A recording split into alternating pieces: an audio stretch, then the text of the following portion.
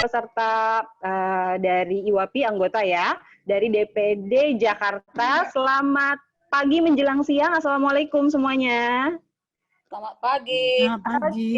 Waalaikumsalam. Oke, sebelum kita masuk ke pembahasan kita, serial ortopedi itu adalah singkatan dari sarana edukasi dari ahli ortopedi yang mengenai kesehatan tulang dan otot. Wow, pernah dengar pasti ya. Nah, jadi tuh serial ortopedi ini beranggotakan 3 dokter yang saat ini berpraktek di Rumah Sakit Pulau Mas, namanya itu Columbia Asia, daerah Pulau Mas. Beranggotakan 3 dokter, kalau saya boleh sebutin ya, saya sambil baca takut salah nih. Salah satunya ada Dr. Muhammad Fahri Lubis, spesialis ortopedi konsultan tulang belakang. Lalu ada Dr. Aldo Franciscus Marsetio, BMed SC, spesialis ortopedi. Lalu yang akan menjadi narasumber kita, Dr. Muhammad Budimansyah, BMed SC, spesialis ortopedi konsultan lutut dan panggul.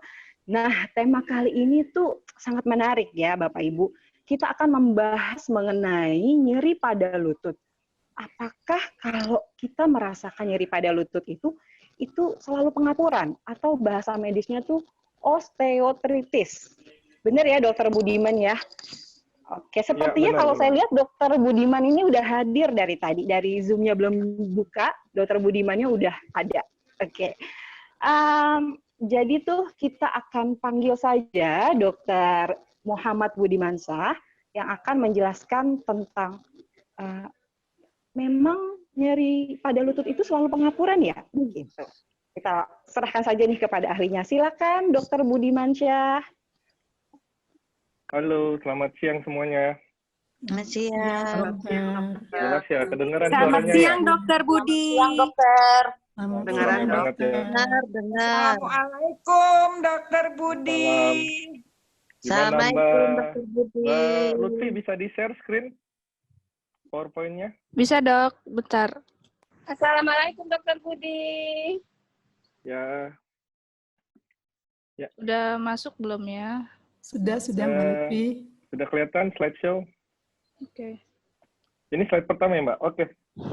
Selamat pagi menjelang siang semuanya, rekan-rekan TLC, peserta webinar hari ini. Selamat pagi, salam sehat, salam kenal, nama saya Muhammad Budimansyah. Saya salah satu dokter yang tergabung di serial ortopedi, jadi kita bertiga. Next. Jadi apa itu serial ortopedi? Serial ortopedi itu jadi kita bertiga bikin semacam edukasi tentang masalah-masalah ortopedi yang biasa ditemui sehari-hari, sehingga kalau misalnya teman-teman semua tadinya harus ke dokter atau harus searching di Google, itu bisa dengan ikut IG kita aja. Banyak informasi-informasi tentang ortopedi yang paling sering ditemuin itu sudah kita posting. Next. Nah, ini timnya ada Dr. Fahri. Dr. Fahri itu dia konsultan tulang belakang. Lalu ada Dr. Aldo. Dr. Aldo ini nanti dia mau sekolah ngambil tentang bahu dan sport. Lalu saya sendiri, saya bekerja di Columbia sebagai dokter ortopedi, konsultan panggul dan lutut. Next. Ini tentang saya, takutnya orang bilang tak kenal maka tak sayang. Saya lahir di Bandar Lampung 8 Juni 1985. Saya menyelesaikan Bachelor of Medical Science saya dari University of Melbourne tahun 2006. Jadi dokter umum dari FKUI tahun 2009, ngambil spesialisnya juga di UI, lulus tahun 2015. Lalu saya ngambil subspesialis tentang panggul dan lutut di RSCM dan di Taiwan tahun 2020. Jadi saya balik tepat sebelum COVID ini meledak. Jadi kalau nggak, saya nggak bisa balik ke Indonesia nih. Next. Oke, topik kita hari ini mudah-mudahan tepat ya buat audiensnya. Itu mengenali nyeri lutut dan membedakannya dengan osteoartritis. Karena kadang-kadang kalau lutut, orang langsung mikir, wah saya pengapuran nih. Padahal belum tentu. Ntar pada PowerPoint ini mudah-mudahan bisa lebih jelas teman-teman yang ikut bisa lebih tahu, oh saya osteoartritis atau bukan, atau saya ada organ lain di lutut saya yang bermasalah. Presentasi ini saya bikin semudah mungkin, seawam mungkin, sehingga tanpa perlu mikir harusnya sudah bisa nih. Oh, saya kira-kira ini nih, kata Dokter Budi, kemungkinan saya yang kena bantalannya nih, kemungkinan saya yang kena ininya nih. Oke, kita mulai ya. Ini tadi tujuannya, next. Tujuannya yaitu tahu penyebab nyeri lutut, lalu bisa menentukan jenis sakit lutut berdasarkan keluhannya, tahu faktor risiko penyebab nyeri lutut, tahu kapan harus ke dokter, dan tahu kapan mengatasi nyeri lutut. Next. Jadi, apa itu nyeri lutut? Next. Nyeri lutut itu semua nyeri yang kita rasakan di sekitar lutut.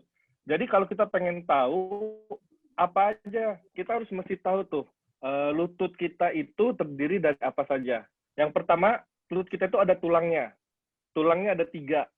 Ada tulang paha yang atas, tulang tibia atau tulang kering, sama tempurungnya, batoknya. Udah tahu semua ya? Nah, yang putih-putih itu adalah tulang rawannya. Kalau bisa itu, nah itu putih-putih itu tulang rawan. Lalu ada bantalannya atau meniskus kalau bahasa kedokterannya. Meniskus itu ada yang di bagian dalam atau medial, ada di bagian lateral. Jadi gampang banget. Tulangnya ada 3, tulang paha, tulang kering, sama tempurung. Bantalannya ada 2, yang bagian dalam sama bagian luar. Next. Ada juga namanya uratnya atau ligamennya. Ligamennya itu jangan bingung, itu gampang. Ligamennya cuma ada ligamen depan, ligamen belakang, ligamen luar, ligamen dalam. Cuma ada 4. Lalu ada tendonnya. Tendonnya itu yang menghubungkan tempurungnya. Ada tendon patellar yang di bawah, ada tendon quadriceps. Udah, cuma itu aja dalam lutut kita yang perlu kita ingat. Jadi ingat tadi ada tulang, ada bantalan, ada ligamen atau urat, ada tendon. Nah, sekarang tinggal kita ngebedain. Next. Masing-masing organ tadi bisa nyebabin nyeri lutut kalau cedera. Next.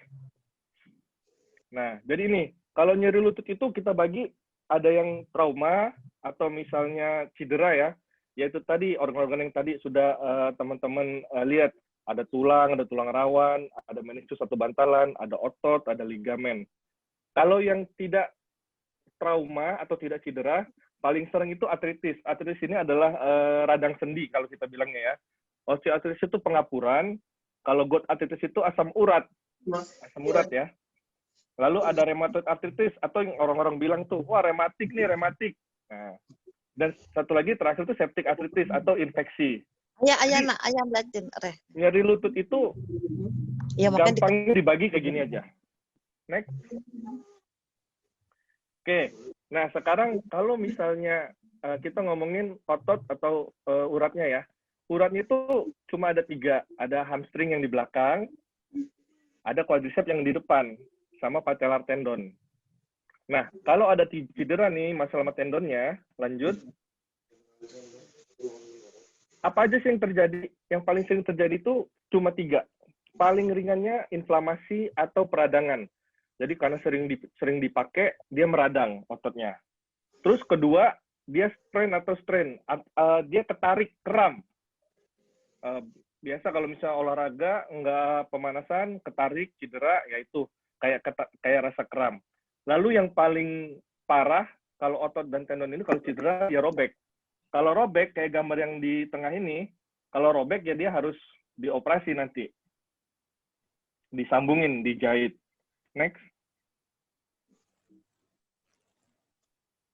Apa sih gejalanya? Gejalanya itu nyeri, kalau misalnya otot atau tendonnya yang cedera.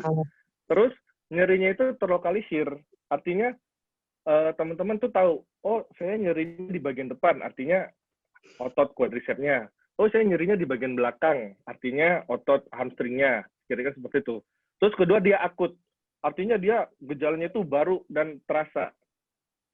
Kadang kita sampai nggak bisa gerakin kaki kita. Dan salah satu petunjuk kalau memang otot kita yang terkena, kadang-kadang kalau yang suka pijet nih, pijet yang relaksasi, jangan pijet yang kretek-kretek gitu ya.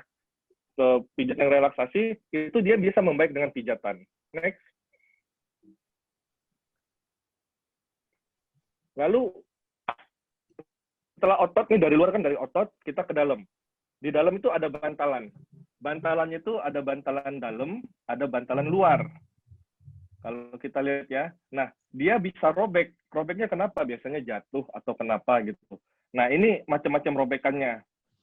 Dok, gimana sih taunya saya kalau misalnya bantalan saya itu robek atau otot saya yang cedera? Next. Jadi ada satu kuncinya kalau bantalannya yang robek, yaitu dia ada gejala lockingnya. Jadi kadang-kadang robekannya itu menutup atau ngeblok gerakan lutut kita, sehingga kadang nggak bisa lurus atau nggak bisa nekuk. Jadi kalau misalnya teman-teman ada yang nyeri, terus terlokalisir di sisi medial atau lateral, terus pas mau ngelurusin kok nggak bisa ya, kayak kekunci, atau pas mau nekuk kok nggak bisa. Nah itu kadang-kadang bantalannya itu robek, sehingga dia menghalangi gerakan sendi kita. Next. Nah, lalu apa lagi yang nih? Ligamen. Ligamen ini paling sering buat yang muda sih, yang suka olahraga. Jadi uratnya itu seperti saya bilang ada 4. Di bagian depan, di bagian belakang, terus ini di bagian samping, dan di bagian lateral atau di bagian luar. Dia fungsinya menjaga supaya lututnya yang bawah nggak lari ke arah tempat dia. Misalnya yang robek depan, lututnya akan lari ke depan. Kalau misalnya yang robek belakang, lututnya akan lari ke belakang. Kalau yang robek bagian tengah, lututnya akan bergeser ke tengah. Gitu juga kalau yang robek di bagian luar, lututnya akan lari keluar. Next. Apa nih? Gimana cara bedainnya? Udah. Biasanya paling nyeri itu, kalau paling gejala itu yaitu nyeri. Karena apa? Karena nggak mungkin dia robek tanpa gaya yang kuat. Jadi biasanya itu cedera. Biasanya terlokalisir di bagian dalam. Terus dia bengkak. Ada riwayat trauma dengan sensasi putus kayak pop gitu. Aku cuma pertanyaan lama ya. Lalu yang paling penting adalah lututnya itu kerasa nggak stabil. Jadi kalau jalan itu kerasa goyang gitu. Sehingga kadang-kadang mau olahraga itu kok kayaknya lutut saya goyang banget ya. Nah, kuncinya adalah lutut goyang itu. Next. Lalu apalagi yang bisa terkena? Tulang. Tulangnya bisa patah. Kayak bisa nih, kayak tulang tibianya yang patah, atau tempurungnya nih yang tengah yang patah, atau yang sebelah kanan tulang pahanya yang patah. Next. Kalau tulangnya patah, apa sih rasanya? Biasanya itu nyerinya nyeri banget. Teman-teman udah nggak bisa nahan tuh. Nyeri banget. Udah, waduh ini kayaknya tulangnya patah. Pas diangkat kakinya itu ngelewat biasanya. Nggak bisa gerakin sama sekali. Dan sangat bengkak. Lanjut. Selain ada tulang, ingat kita juga punya tulang rawan. Tulang rawan ini adalah yang melapisi sendi kita. Tulang rawan itu harus licin, harus mulus. Kalau enggak, sedikit aja ada geradakan akan menimbulkan nyeri. Contohnya yang di sebelah kanan, yang putih-putih itu kan tulang rawannya. Ini gara-gara dia trauma atau jatuh, tulang rawannya itu jadi hilang. Sehingga kalau misalnya dia bertumpu pada di sisi itu akan menyebabkan sakit. Next. Terkadang ini nggak bergejala. Dan kalaupun ada nyeri, biasanya nyerinya itu terbatas, hanya di bagian-bagian tertentu. Apa yang menjadi ini kuncinya, dia biasanya bikin bengkak berulang, karena dia meradang karena arteriesnya terkikis, lalu berkurangnya ruang lingkup sendi. Tadinya bisa nekuk full, tadinya bisa sholat duduk, jadi nggak bisa. Tadinya bisa lurus kakinya, pas tidur kok kakinya agak sedikit nekuk. Kira-kira seperti itu. Next. Lalu, apa yang harus dilakukan? Nah, ini kan kadang-kadang teman-teman semua atau ibu-ibu, bapak-bapak, wah, lagi begini, lagi masa pandemi begini, apa langsung harus ke dokter? Prinsipnya yang pertama harus dilakukan itu cuma 4. Ingat, ini berlaku untuk semua trauma ya. Satu, rest. Artinya apa? Lutut yang cedera tidak boleh dipakai, diistirahatkan. Dipakai itu maksudnya apa, Dok? Maksudnya jangan dipakai nginjek, jangan ditekuk, jangan dilurusin. Dibiarin aja dulu, istirahat, jangan diapa-apain. Lalu yang kedua, dikompres. Kompresnya dingin apa panas, Dok? Pasti pada berpikir kayak gitu kan ya. Jadi kita kompres dingin. Karena kalau dingin, itu pembuluh darahnya itu mengecil. Sehingga yang tadinya bengkak, dia jadi tidak bengkak. Kalau kita salah kompres dengan yang panas, yang tadinya bengkak, terus pembuluh darahnya vasodilatasi atau melebar, makin bengkak dan makin merah. Jadi ingat, buat kasus akut, itu harus dikompres dengan dingin, jangan salah. Kalau misalnya, kapan kita bisa kompres panas? Kalau sudah kronis, misalnya memang udah ada gejala sering nyeri lututnya, nggak ada, udah 2-3 minggu, nggak apa-apa kompres hangat. Cuma kalau misalnya baru kebentur, baru kepleset, atau baru kena sesuatu, dikompres dingin ya. Lalu kita lakukan compression, atau kita balut tekan. Contohnya kayak yang kanan atas, kalau teman-teman sering lihat tuh, kadang-kadang digulung pakai elastis perban yang coklat.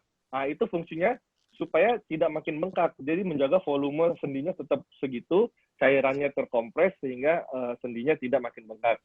Dan nggak kalah penting itu dielevasi, ditinggiin kakinya.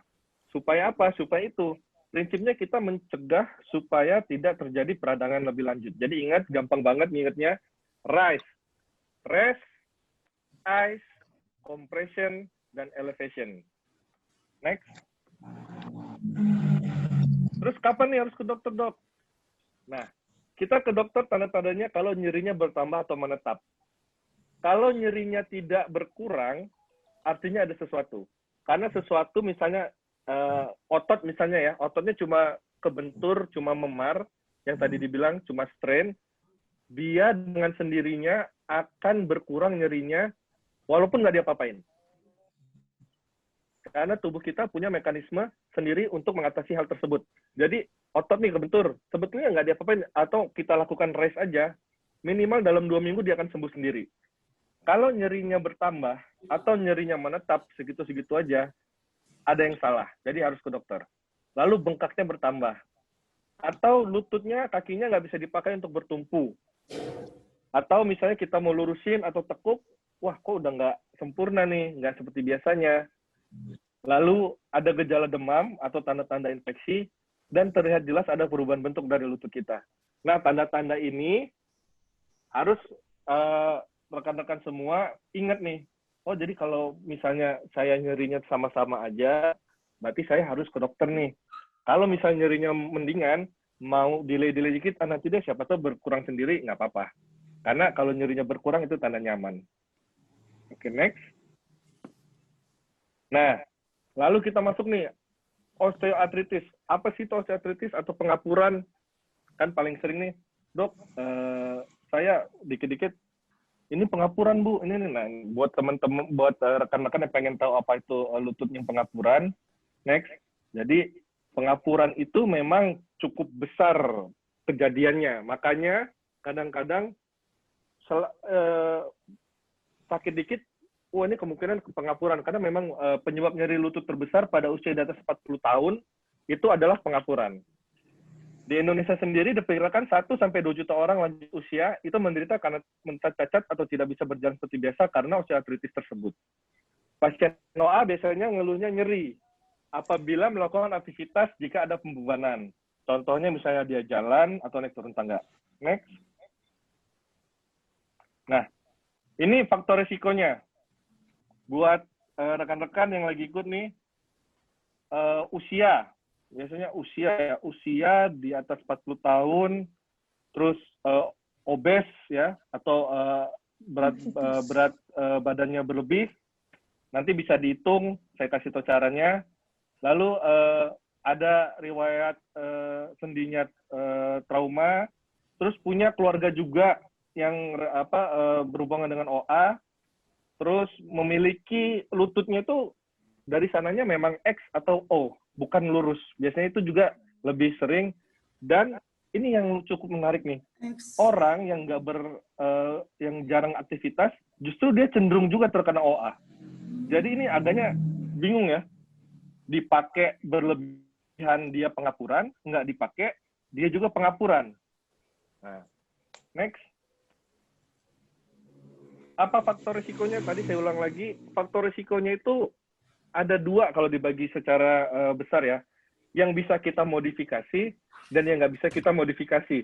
Yang kita bisa modifikasi itu ntar abis ini, jadi ada sesuatu yang nggak bisa kita ubah. Satu, usia. Usia kan kita nggak bisa mainin, nggak bisa kita bikin tambah muda, nggak bisa kita bikin tambah tua. Lalu wanita. Nah, di sini kan aku lihat nih banyak nih, lebih banyak ibu-ibunya kayaknya nih. Kenapa sih dok, kok saya lebih cenderung kena OA dibanding suami saya? Karena wanita itu ada namanya menopause. Menopause itu hormon estrogennya berkurang. Kalau dia berkurang, estrogen itu punya efek melindungi terhadap tulang rawan. Jadi dia punya efek positif. Jadi kalau ada estrogen, tulang rawannya akan terjaga. Kalau nggak ada estrogen, tulang rawannya itu akan cenderung gampang rusak. Sehingga pada wanita-wanita yang menopause, itu lebih besar resikonya cenderung terkena pengapuran ini.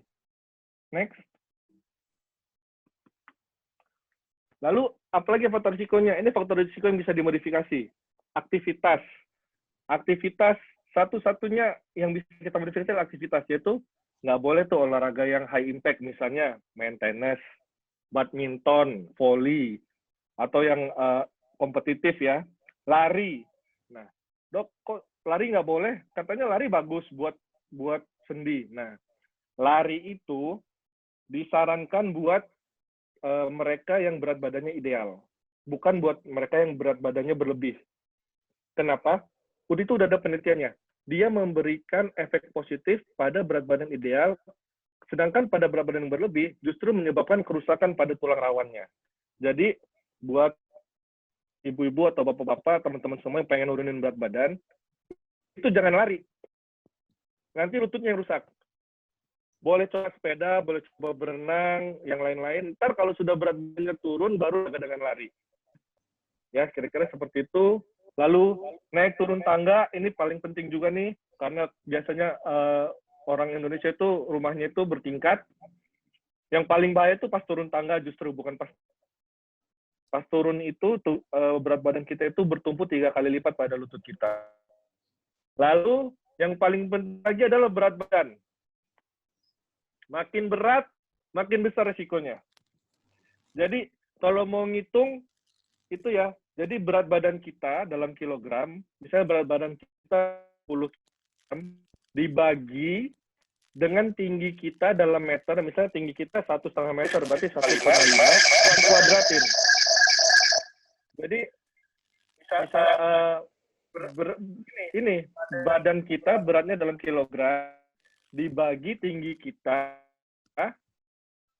dikuadratin dalam meter. Nah itu kalau nilainya antara 18 ke 23, berarti teman-teman semua itu berat badan yang disarankan itu segitu, antara 18 sampai 23. Kalau kurang berarti kurang nutrisi, kalau berlebih berarti berarti overweight. Lalu ini adalah faktor risiko terbesar dan termudah untuk dikendalikan. Harusnya sih memang seperti itu ya Pak, tapi pada praktiknya susah banget nurunin berat badan. Next.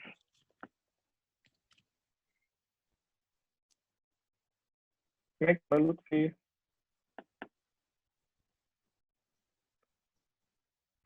Lalu gejalanya apa sih dok kalau misalnya pengapuran itu? Satu, tentu saja nyeri. Nyerinya ini agak beda dengan yang lain. Nyerinya itu dia nyeri kalau dibebani. Artinya kalau dikasih beban, dia nyeri. Dan biasanya itu di pagi hari. Kenapa? Karena biasanya tulang rawannya itu sudah rusak, sehingga kemampuan menghasilkan cairan sendinya itu berkurang. Sehingga kalau pagi itu terasa kaku. Jadi dia pagi itu terasa nyeri, lalu kalau misalnya pagi juga terasa kaku, terus ada tuh jendolan-jendolan, tulang-tulang yang timbul kayak osteofit gitu. Lalu dia juga bisa bengkak.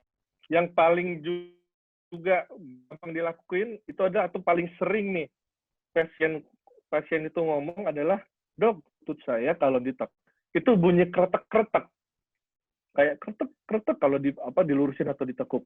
Itu namanya adalah krepitasi. Jadi bunyi yang terjadi karena sendinya itu menyempit. Jadi kalau ada gejala-gejala ini, teman-teman boleh curiga itu adalah pengapuran. Next.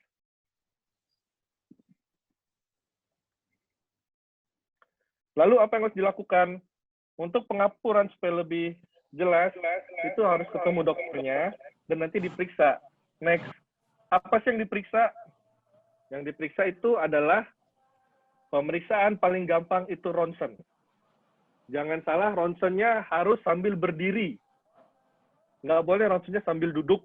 Jadi kalau misalnya teman-teman atau ibu-ibu atau bapak-bapak semua nih ke dokter, mau periksa pengapuran disuruh ronsen tapi nggak berdiri, ingat dokternya, dok, waktu itu saya ikut webinar, katanya ronsennya harus sambil berdiri. Kenapa? Karena kan kita nyerinya pas jalan, pas menumpu badan. Kalau kita ronsennya sambil duduk, kita nggak numpu badan, nanti malah salah pemeriksaannya. Kak, Dan bisa kita lihat, itu ada 4 itunya. suaranya udah full begini, nggak ada suara. Grade-nya. 1, ada grade 1 atau tulang rawannya sudah mengalami pengikisan. Grade 2 sudah mulai ada tuh tulang-tulang yang tumbuh atau taji-tajinya. Grade 3 biasanya kakinya sudah mulai O atau sendinya itu menyempit di bagian medial. Dan grade 4 antara tulang atas dan tulang bawahnya itu sudah kissing atau sudah ketemu, sudah beradu.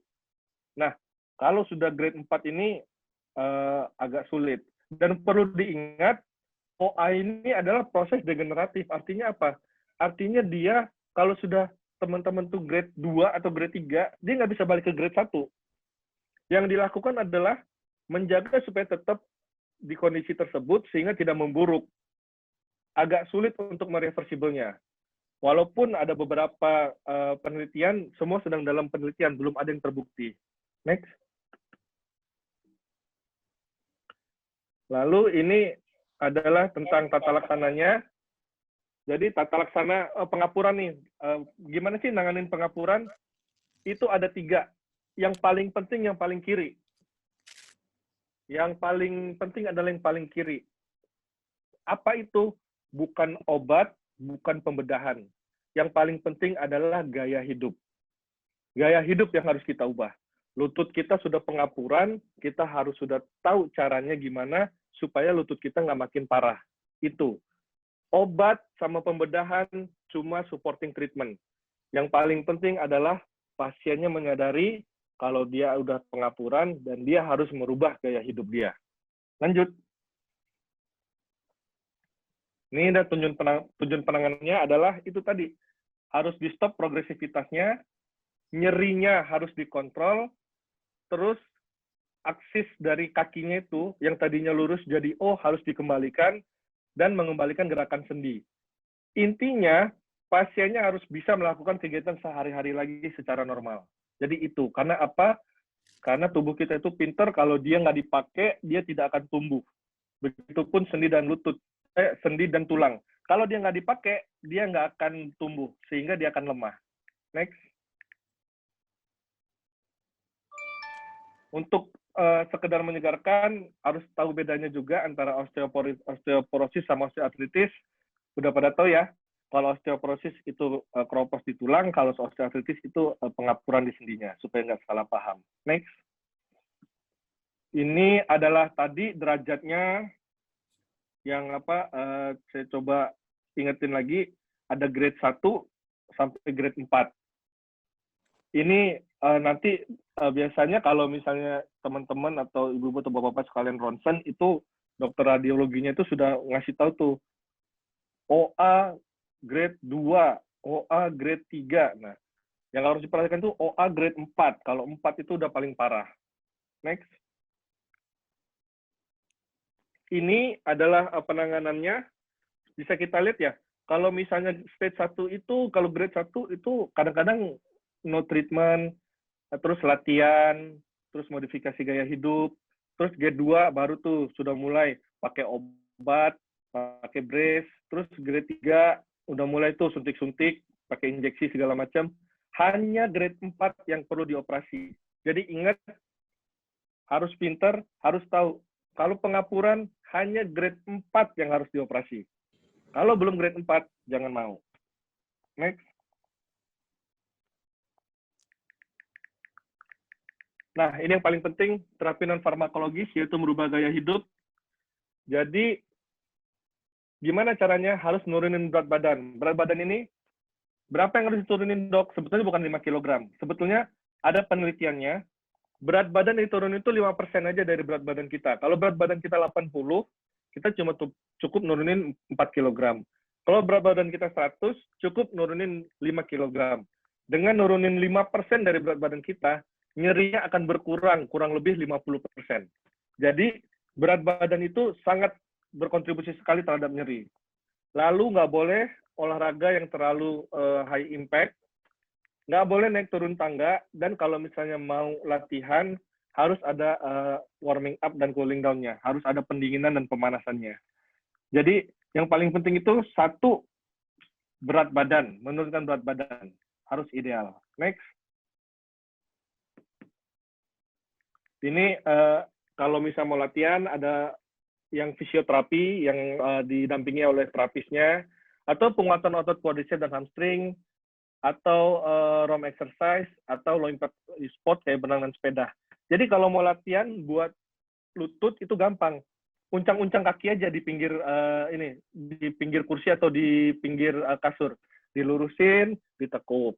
Dilurusin, ditekuk. Lakuin aja 20 kali, 3 kali repetition, kira-kira sehari itu 4-5 kali cukup buat nguatin otot quadriceps dan hamstring. Tujuannya apa? Supaya beban lutut itu, stabilitas lutut itu dijaga juga sama ototnya. Jadi sendinya nggak sendirian. Ada ototnya yang kuat yang mendukung kerja sendinya. Next. Ini brace, boleh dipakai buat lutut, atau misalnya juga ini ya, apa namanya, tongkat atau penyangga. Jadi misalnya berat badan kita tadinya 100, ditopang pakai 2 kaki, jadi tiap jalan itu 50, 50. Kalau bertiga, otomatis logikanya lebih terbagi 3 berat badan kita. Jadi lebih ringan kerja lutut kita. Next. Ini apa latihannya yang tadi saya bilang, cara melakukan supaya lututnya kuat, bisa squatting ya, squatting kayak squat jump gitu.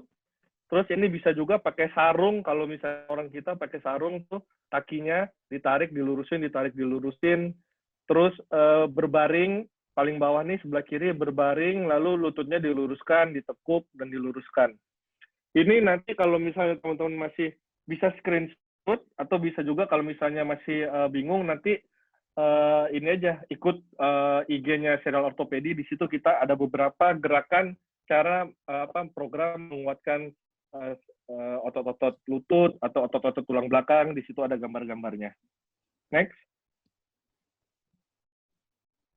Nah, obat-obatan. Obat-obatan udah pada tahu harusnya ya, karena yang paling sering dipakai itu obat anti nyeri. Obatnya bisa apa aja, paling kalau misalnya masih bingung di rumah, yang paling aman buat usia lanjut itu obatnya adalah paracetamol. Ingat, paracetamol. Cukup minum Panadol. Aduh, jadi nyebut merek, sorry. Cukup minum paracetamol. Jadi, paracetamol 500 mg, ya, banyak tuh jualannya di warung atau di counter. Maksimal minum, yang kalau misalnya memang nyeri banget, maksimal minum sekaligus 2 tablet, 3 hari maksimal. Jadi kalau masih ringan, minum aja 1, kalau nyerinya lumayan, minum aja langsung 2 tablet sekaligus. Jadi 1 gram sekali itunya, dosisnya. Lalu apa aja suplemennya? Nah, kalau misal suplemennya itu kita bisa ngomong banyak. Bisa glukosamin, bisa kondroitin, atau bisa juga sekarang itu ada yang namanya fitofarmaka atau ekstrak-ekstrak dari herbal yang diambil buat supaya tulang rawannya bagus. Kalau suntikan perlu nggak, dok? Suntikan boleh. Ada 2 macam suntikan yang dilakukan. Itu ada namanya suntikan buat anti nyeri, atau misalnya kortikosteroid, itu disuntikin kalau lagi nyeri atau radang, misalnya lagi merah, lagi bengkak, disuntikin dia akan reda. Atau fiskosuplementasi atau yang biasa orang taunya itu suntik oli. Itu yang disuntikin itu adalah hyaluronic acid, fungsinya itu supaya dia lebih lebih licin dan menjaga cairan sendinya lebih fisiologis sehingga kerusakan pada tulang rawannya itu bisa diperlambat. Next. Kalau pembedahan, ingat sekali lagi pembedahan hanya dilakukan ada dua sebetulnya sih, yaitu yang menjaga sendinya. Jadi kalau kita lihat nih ada tulang rawannya yang rusak, terus ditambel nih, yang sebelah kiri ini tulang rawannya rusak, terus ditambel. Atau misalnya tadi kakinya O, terus dipatahin, terus dipasang pen sehingga kakinya lurus lagi. Itu bisa dilakukan. Itu pembedahan yang mempertahankan sendi, atau yang sering disebut diganti sendinya atau artroplasti. Nah, yang diganti sendinya ini, itu yang tadi saya bilang, adalah untuk mereka-mereka yang sudah kissing atau grade 4, di mana tulang atas dan tulang bawahnya itu sudah bertemu. Dan memang kalau misalnya dilihat, ini pasiennya itu jalan di rumah aja nih, jalan ke kamar mandi udah sakit, jalan keluar itu ke meja makan sudah sakit. Sehingga kehidupan aktivitas sehari-harinya memang sudah terganggu, maka perlu dilakukan untuk melakukan penggantian sendi ini. Next. Kurasa ini lebih lanjut tentang penggantian sendi. Kalau bisa dilihat tuh tulang rawannya yang rusak, memang sudah cowel-cowel, udah rusak banget. Lalu dilapisi sama metal atau implan ya, prostesis, yang atasnya memang dari kobalt, bawahnya kobalt, tengahnya itu dikasih bantalan putih.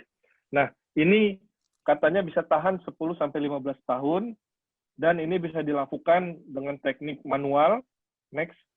Manual itu jadi waktu operasinya itu, cara motongnya itu pakai alat yang ditempel-tempel ini, atau bisa dilakukan dengan bantuan komputer. Next. Jadi kalau komputer itu lebih canggih dia, karena dia operasi sendinya itu dengan panduan navigasi komputer lebih akurat. Next. Ini contohnya, jadi sendinya dipasang ini, dipotongnya oleh komputer. Next.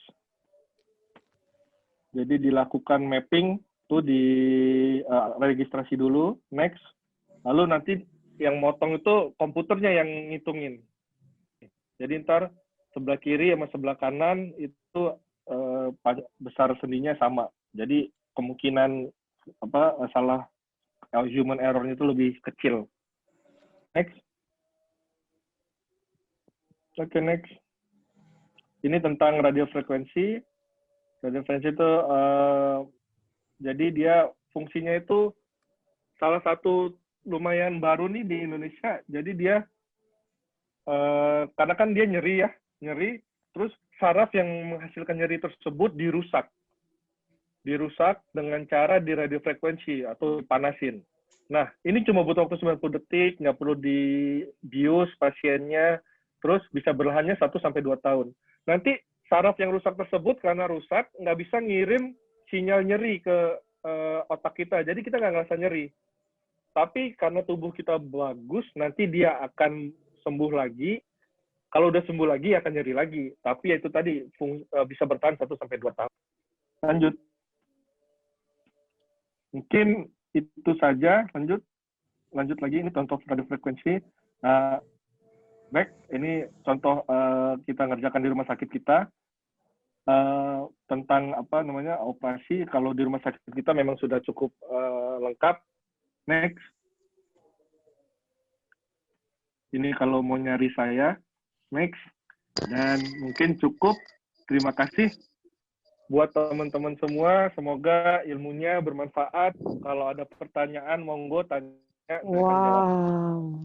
Wow, dokter, ini bermanfaat banget ya, karena banyak hal yang benar-benar baru. Saya juga baru tahu, nggak boleh kalau berat badan berlebih lari gitu ya. Padahal waktu saya pernah mengalami berat badan berlebih, saya rajin lari loh. Berarti itu nggak boleh ya dok ya? Saya agak-agak kaget loh tadi.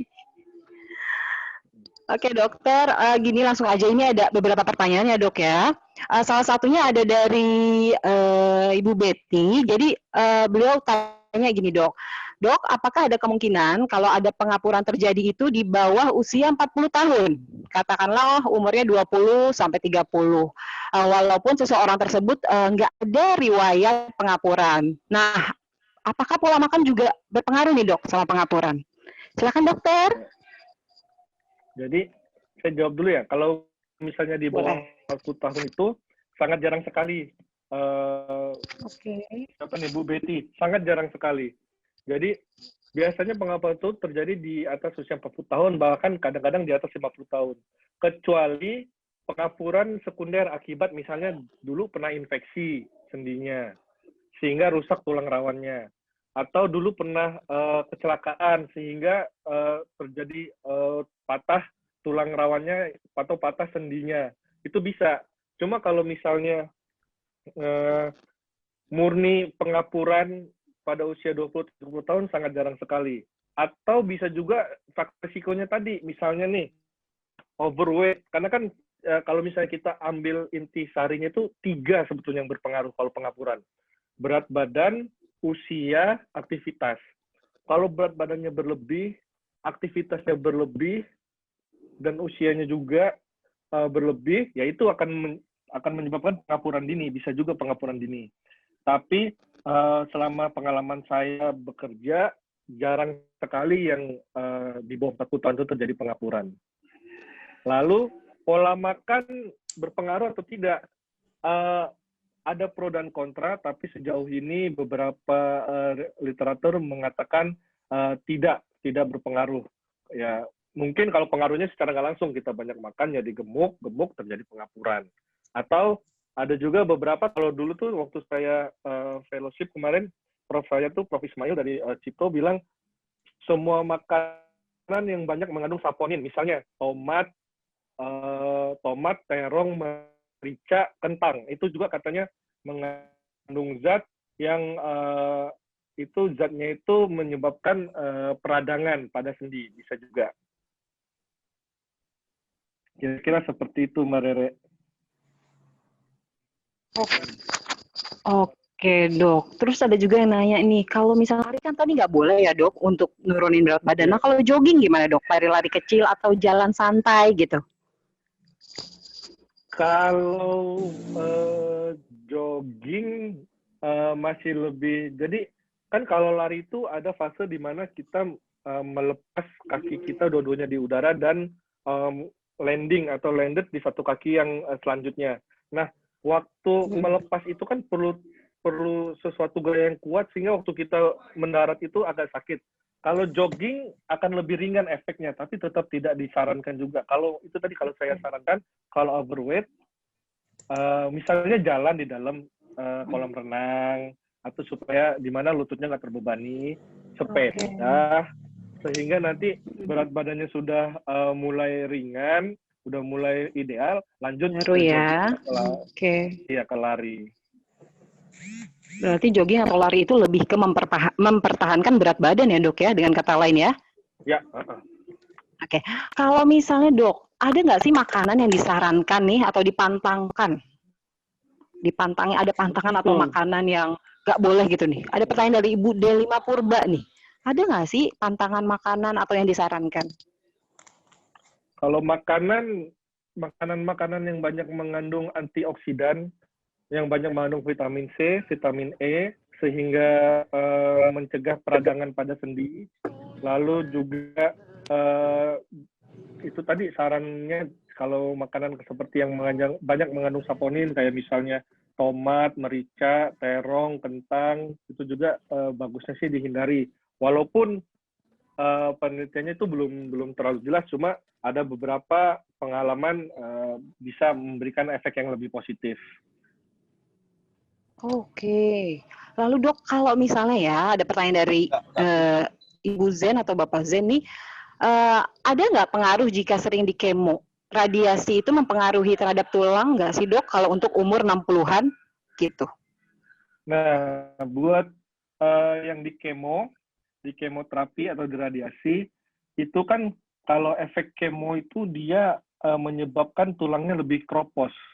Itu pasti. Karena apa? Karena kemo itu bukan hanya menyerang sel kankernya saja, tapi menyerang sel-sel yang sehat. Termasuk sel tulang seperti osteoblast. Makanya biasanya itu dokter-dokternya yang ngasih kemo itu biasanya dia sudah ngasih obat namanya bifosfonat. Biasanya itu namanya kayak Bonviva atau Bonefel atau apa, pokoknya intinya bifosfonat yang menjaga walaupun dikasih kemo supaya tulangnya terjaga dari pengeroposan. Itu biasanya dokter-dokternya yang ngasih itu udah tahu kok. Lalu nih ada Ibu Hajah Isya Faiza. Halo Ibu, Assalamualaikum. Nah, Ibu Isya ini tanya dok, katanya kalau kesehatan tulang itu minum yogurt atau kefir itu benar nggak sih dok? Nih katanya ada kabar berhembus gitu dok. Yogurt atau? Kefir. Kefir itu apa ya? Kefir itu apa ya dok? Saya juga Kayak seringnya tuh yogurt. biasanya buat masker. Oke, yogurt juga. Mungkin Kayak yang yogurt. plain kali ya. Kayak yogurt yang plain. Jadi gini, oke, yogurt yang plain. Jadi gini, betul. kalau misalnya yogurt itu banyak kandungan kalsiumnya, Mbak atau Bu Isya. Jadi dia sangat bagus sekali buat tulang. Nah, tapi kalau misalnya buat sendi, nah itu tadi kalau misalnya kan kita kan ngomongin tulang, berarti apa sih yang bagus buat tulang? Kalsium, vitamin D3, terus bisa dapat dari susu atau almond. Nah, sedangkan kalau kita ngomongin sendi, itu ya yang itu glukosamin, chondroitin,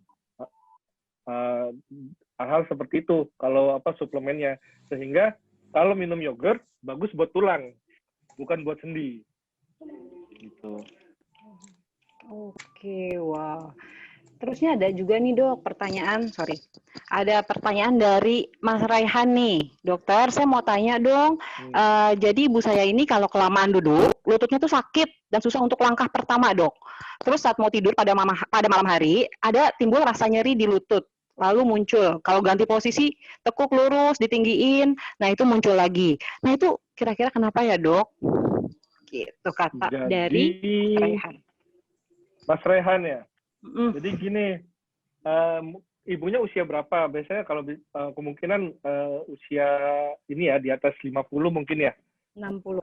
Jadi kalau kemungkinan kenapa kalau pada satu posisi yang tadi saya terangin kalau pengapuran itu kenapa sering terjadi kaku atau misalnya diem terus tiba-tiba bergerak itu awalnya itu agak nyeri atau agak kaku, nanti digoyang-goyangin, digerak-gerakin lututnya pas langkah udah agak enakan.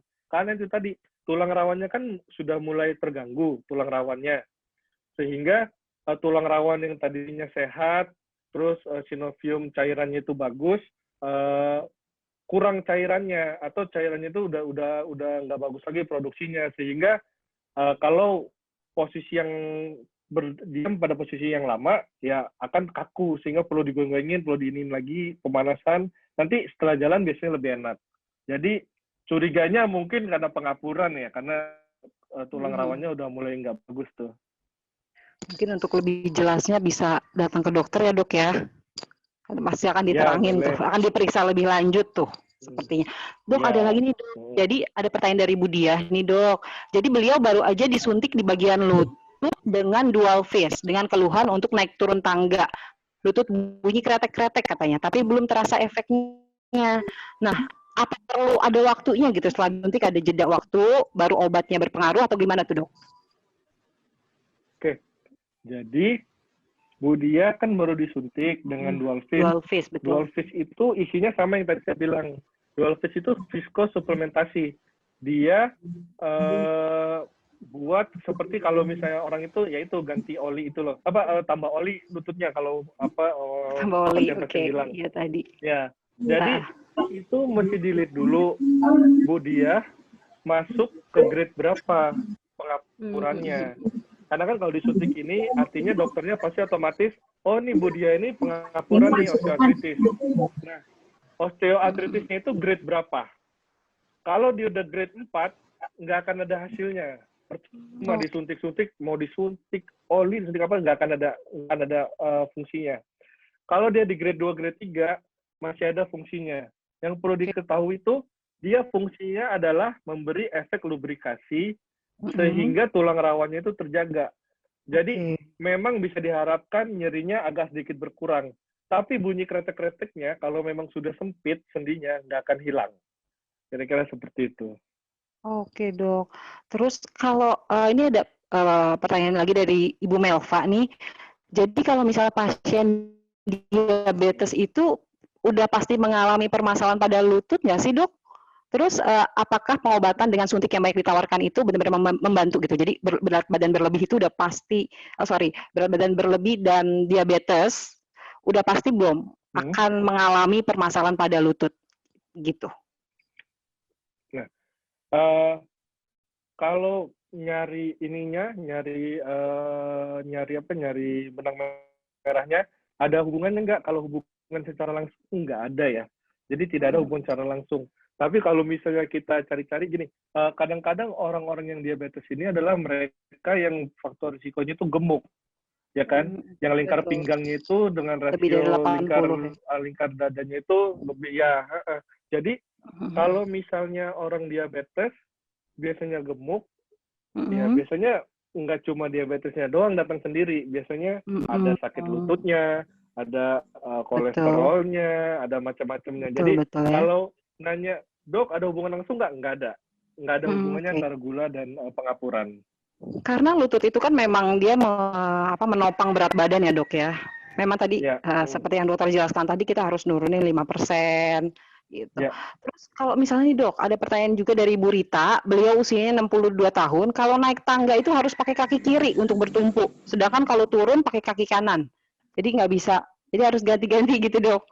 Nah, itu nanya tuh Bu Rita, kenapa ya? Kok saya harus naik pakai kiri, turun pakai kanan gitu?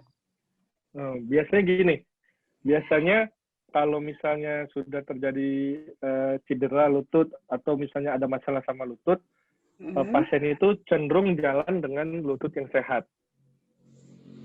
Jadi misalnya kita ada masalah di lutut kiri, kita itu biasanya lebih nyaman, lebih lama berjalan menumpuk di kaki yang kanan. Nah, harusnya kalau misalnya naik pakai kaki kanan, turun harus pakai kaki kanan. Prinsipnya gitu. Jadi gini, kalau misalnya kaki kiri kita yang sakit, naiklah pakai kaki yang sehat, turun pakai kaki yang sehat. Kira-kira seperti itu. Kalau misalnya nyeri, ya berarti ada masalah di lutut yang satunya. Kalau misalnya, kenapa saya naik pakai kaki kanan? Ya berarti memang pasien itu cenderung memakai kakinya yang lebih sehat. Berarti kalau pakai kaki yang kiri, dia lebih sakit. Oke, berarti harus pakai kaki yang sehat ya, Dok ya, naik turun ya. Nah, terus kalau misalnya, ini ada titipan pertanyaan dari Ibu Tambunan nih, Dok. Kalau misalnya tendon bergeser itu kenapa ya? Terus soalnya udah 4 tahun gitu. Better saya emang langsung periksa sama dokter ya. Nah, kalau tendon itu jarang bergeser. Biasanya yang bergeser itu tempurungnya. Jadi kan tendon itu kan udah dilihatin tadi tendon quadriceps di atas tempurung itu tendon quadriceps, di bawah tempurung itu tendon patella. Kalau yang bergeser itu tempurungnya. Biasanya itu banyak banget penyebabnya. Jadi bisa yang dari kelainan dari kontur tulangnya, atau yang paling sering itu cedera urat di bagian sebelah tengah. Jadi urat sebagian tengahnya robek, waktu ditekuk tendon atau tempurungnya tuh geser ke sebelah luar. Biasanya paling sering itu. Biasanya sih itu dialamin sama atlet ya, Dok ya? Kalau tendon geser, iya nggak? Ya, olahraga atau atlet. Terlalu high impact. Berarti kalau misalnya tadi Bu Isya dan nanya lagi, kalau misalnya beliau dengan usia di atas 60 itu Zumba itu tergolong olahraga high impact sebenarnya, Dok ya? Kalau seminggu 3 kali. Asal nggak loncat-loncat sih nggak apa-apa. Zumba kan biasanya dia lebih energi kan, itu seminggu 3 kali itu. Boleh, nggak apa-apa. Oh, itu nggak masalah ya, Dok? Yang dihindari itu satu, olahraga yang kompetitif. Artinya misalnya main tenis, main badminton. Kadang-kadang kita lupa nih, kita udah umur berapa, pengennya menang terus. Bola kemana kita kejar. Itu sih yang bahaya. Dan ya itu tadi, kalau misalnya kita high impact itu misalnya kalau ya ini kayak main bola kan, tabrak-tabrakan, tackle-tacklean, tumbuh-tumburan itu yang dihindari. Itu rusuh. Kalau Zumba Itu nggak bagus. mungkin kalau di atas 10 main bola ya dok ya. Oh Zumba justru bagus, oke. Zumba Terus boleh. ini ada titipan sedikit lagi dok dari Ibu Mai Ukas, katanya mohon saran dok untuk stage 4 dengan usia di atas 70 tahun, tindakan apa yang perlu dilakukan? Karena nyeri itu di luar biasa nyerinya sakitnya. Apa bisa dilakukan dengan radiofrekuensi? Seperti itu pertanyaannya dok, dari Ibu Mai Ukas. Ya, memang untuk operasi seperti pesan saya buat teman-teman semua, operasi yang ganti sendi atau artroplasti ya, itu kalau saya pribadi, kalau misalnya internasional itu syaratnya adalah grade 4. Grade 4, jadi udah ketemu tulang atas tulang bawah itu beroperasi. Kalau saya lebih menambahkan satu lagi, grade 4 dengan nyeri yang sangat. Jadi kalau dia grade 4 pasiennya nggak kesakitan, saya sih ngapain saya operasi, nanti habis operasi dia malah sakit gitu kan.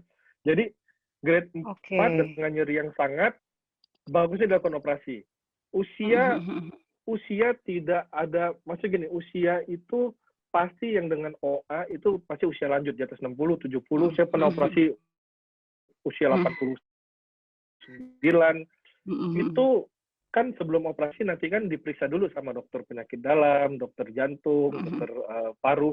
Ini kondisinya fit nggak buat operasi. Betul. Nah, biasanya kalau kondisinya fit, ya tetap kita lakukan. Kalau misalnya nggak fit, misalnya resikonya besar nih, jantungnya bermasalah, ya jangan. Iya. Darahnya tinggi buat gitu buat Ibu Mai Ukas, Ibu kita lihat dulu ada resiko nggak dengan pembedahan, ada sakit jantung nggak. Nah misalnya kalau memang resikonya berat, tidak bisa dilakukan operasi, saran dari dokter yang lain nggak bisa operasi, ya mungkin radiofrekuensi boleh gitu. Walaupun radiofrekuensi itu sebenarnya bukan grade 4, cuma kan nggak ada pilihan kita. Oke, lalu nih dok ada titipan lagi dari Ibu Pinta Manik, dia mau tanya, katanya beliau tuh ada varises kaki kanan jika naik turun tangga, atau jika udah lama nyetir tuh suka nyeri, ketarik malamnya, mungkin kayak kram kali ya. Terus kalau diurut, kalau urut biasanya suka enakan tuh dok, tapi suka jogging. Nah tuh nanya itu kenapa ya dok? Nanti kalau misalnya dia naik turun tangga suka sakit, nyetir kelamaan sakit. Dari Ibu Pinta Manik. Jadi kalau kita varises, ini saya pengalaman pribadi ya, saya juga varises soalnya. Jadi kalau berarti nggak lihat umur ya dok ya, varises ya? Nggak lihat umur ya? Oke. Saya suka varises karena saya suka operasi berdiri dalam jangka waktu yang lama kan, benar. 4 jam gitu kan. Jadi dia karena diam, jadi pembuluh darah kita itu, pembuluh darah balik atau vena kita itu, dia butuh bantuan otot untuk mengembalikan darah melawan gravitasi. Jadi kalau otot kita nggak kontraksi, nggak mompa, dia kan pembuluh darah vena itu kan di antara otot, sehingga tadinya mau ngirim darah balik, jadi ketahan. Nah, kalau terjadi bendungan, itu akan menyebabkan nyeri. Jadi kalau misalnya darahnya itu terbendung, nggak balik ke atas, itu akan menyebabkan nyeri. Kenapa? Kalau jogging enakan, karena ototnya berkontraksi, jadi pembuluh darahnya itu kan terpompa. Kenapa kalau diurut enakan? Itu kan diurut didorong balik. Ototnya itu ditekan sehingga darahnya itu balik, sehingga dia nyerinya pasti berkurang. Oke dok, ini pertanyaan terakhir ya dok ya dari Ibu Huta Barat. Nah, jadi beliau ini sudah grade 1 katanya. Terus beliau itu menambah cairan sendi. Apa yang sebaiknya dikonsumsi? Apakah cukup dengan obat glukosamin? Apakah kopi jadi pantangan? Wah, kayaknya Ibu yang Huta Barat ini suka kopi nih dok. Nanya, kopi itu pantangan nggak? Gitu. Begitu dok. Grade 1. Kalau grade 1 sendinya menurut menjelaskan apa? Itu tadi Bu, kalau misalnya grade 1 sebetulnya buat menjaga supaya sendinya bagus, minum kayak glukosamin, kondroitin itu bagus, diminum aja, dikonsumsi. Dosisnya itu 1.000-1.500 glukosaminnya. Terus olahraga yang menguatkan sendi-sendi, otot-otot di sekitar sendi lutut, sepeda itu paling bagus kalau buat sendi lutut. Sepeda ya. Terus kalau misalnya kopi kalau saya sendiri belum bisa bilang karena saya belum pernah baca kalau kopi itu nggak bagus buat sendi. Iya, Cuma belum ada. kopi itu, cuma kopi itu ada beberapa orang kopi yang minum kopi itu asam uratnya jadi tinggi ya. Nah Ya, itu bisa nyebabin jadi sendi lutut. betul. Cuma kalau misalnya ke pengapuran, ke osteoartritis, saya sebelum kalau misalnya itu bisa menyebabkan gejala pada osteoartritis. Jadi kalau kopi ada hubungannya sama osteoartritis atau enggak, saya sepertinya masih belum bisa mengatakan ada hubungannya ya. Oke, Dok. Tapi kalau misalnya ini di luar yang tadi ya, Dok ya. Kalau misalnya yoga itu boleh nggak sih, Dok? Yoga kalau kita punya kan yoga tuh agak lentur ya. Kadang ada yang suka bunyi kretek-kretek gitu tulangnya. Itu sebenarnya kita boleh nggak ngelakuin yoga tuh? Karena Boleh. saya suka yoga. Yoga kan itu tidak ini. Yoga kan itu, yoga apa namanya? Yoga itu dia prinsipnya adalah stretching dan mengembalikan, ya melenturkan otot-otot kita ke posisi yang sebenarnya. Terus dia juga ada fungsi pernapasannya ya. Kalau dari segi ortopedinya, yoga itu lebih ke stretchingnya sih. Jadi sesuatu yang di stretching, sesuatu yang dikembalikan ke aksi semulanya, otot-ototnya pasti akan lebih baik. Yoga kalau itu juga ada juga tuh yang apa namanya pilates ya sekarang ya. Pilates juga tuh bagus tuh karena saya perhatiin dia instrukturnya itu dia mempelajari benar-benar anatomi tubuh, ototnya dipelajarin, tulangnya dipelajarin. Jadi mereka sebetulnya certified sih buat menambah apa namanya supaya mengurangi keluhan-keluhan di bagian muskuloskeletal. Oke, wow. Berarti memang lebih bagus yoga gitu ya, Dok ya. Selain menjaga makanan, udah pasti minum air putih yang banyak. Susu juga ya, Dok ya. Susu kan kalsiumnya itu kan banyak banget ya. Oke, sepertinya sudah pertanyaannya udah dibacain semua nih. Oke, Dokter, ini benar-benar bermanfaat banget loh. Yang benar-benar mahal banget ya ilmu kayak gini ya. Yang tadinya, itu tadi yang penting, saya biasanya nurunin berat badan itu pakai lari karena berat badan saya berlebih dan ternyata nggak boleh. Benar-benar, wah berarti saya selama ini bertahun-tahun salah gitu. Itu hal-hal baru banget yang baru saya tahu. Dan dokter, ini terima kasih banyak ya ilmunya, benar-benar bermanfaat. Semoga juga ini buat rekan-rekan, Bapak Ibu semua, rekan-rekan Zoom bermanfaat ya. Sebelum saya kembalikan ke talent story dengan Pak Dhani. Oke. Saya kembaliin ke Pak Dhani ya. Dokter, terima kasih untuk dokter ya. Terima kasih sharingnya. Sehat selalu buat dokter, sukses dimanapun berada. Semoga nanti kalau saya ada nyeri-nyeri, saya bisa langsung aja ke Rumah Sakit Columbia Asia di Pulau Mas. Ya dok ya? Atau juga silakan nih Bapak Ibu semua, rekan-rekan Zoom, bisa follow IG-nya Serial Ortopedi. Karena saya tuh udah, wah ini bagus banget, banyak banget pengetahuan yang itu tuh pengetahuan itu memang nggak ada harganya. Jadi wajib banget follow IG-nya Serial Ortopedi. Oke, saya kembalikan ke talent story. Silakan Pak Dhani. Mbak Rere, ini Pak Dhaninya kayaknya ada bermasalah Zoom-nya. Pak Dhaninya mungkin lagi kurang ini ya, kurang nggak stabil ya, Mbak Adel ya. Iya, jadi saya rasa cukup sih Mbak. Tadi sepertinya sudah cukup ya, udah jelas materi jelas dari banget. Dokter Budi. Semua pertanyaan juga sudah dijawab. Terus tadi juga ada perbedaan osteoporosis sama osteoartritis. Tadi dokter udah jelasin ada di materinya ya dok ya. Ya. Ini rekan-rekan semua nih Bapak Ibu juga ini nih dok pada minta materinya boleh nggak sih dikirim? Saya dapat nggak sih, ini penting banget loh gitu. Kira-kira dikasih ya Mbak Adel ya?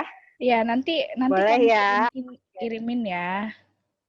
Mbak Rere ini udah siap, bisa. Makasih banyak. Udah bisa, cuma videonya. Selamat bergabung kembali. Videonya nggak bisa nih, videonya. Mungkin settingan ya.